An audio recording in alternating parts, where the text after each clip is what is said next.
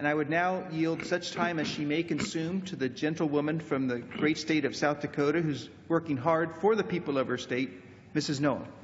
Gentlelady is recognized.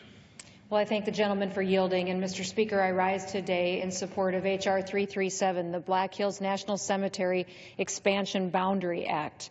And I want to thank the chairman of the committee and his staff for working so hard to move this bill through Congress.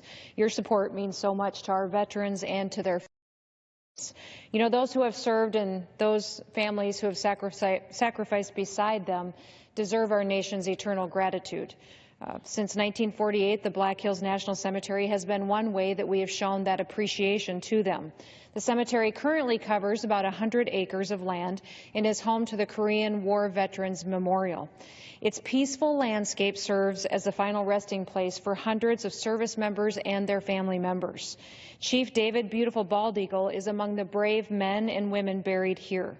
Born in a teepee in 1919, Chief Bald Eagle served our country in World War II. As a paratrooper and as one of the legendary Lakota code talkers. We lost him last summer, but his life continues to be an inspiration to the Lakota people and to those who knew him. Brigadier General Richard E. Ellsworth was also laid to rest here.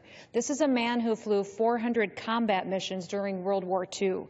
He earned numerous medals, and he returned to the U.S., where he eventually became wing commander of the Rapid City Air Force Base. In 1953, that base was renamed in his honor. The surrounding community also does its part to honor this hallowed ground. On a brisk day this past December, Pennington County 4-H, the Sturgis Boy Scouts, the Veterans of Foreign Wars Auxiliary, and community members came together, and they placed over 1,000 wreaths on the graves of service members laid to rest at this cemetery. They upheld the vow that those laid to rest would never be forgotten. Now we must do our part to uphold that very same vow. So we honor the legacy of these veterans and many others at the Black Hills National Cemetery.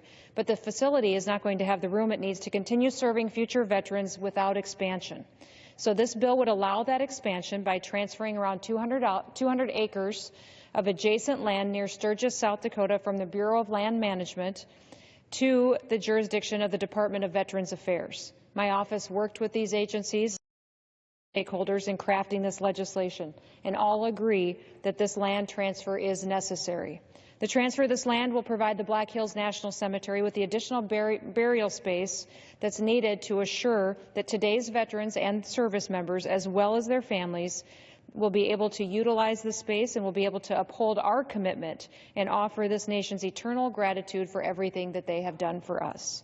Again, I want to thank the committee, my colleagues, the chairman, for supporting this bill, and I urge a yes vote. Thank you, Mr. Speaker, and with that I yield back.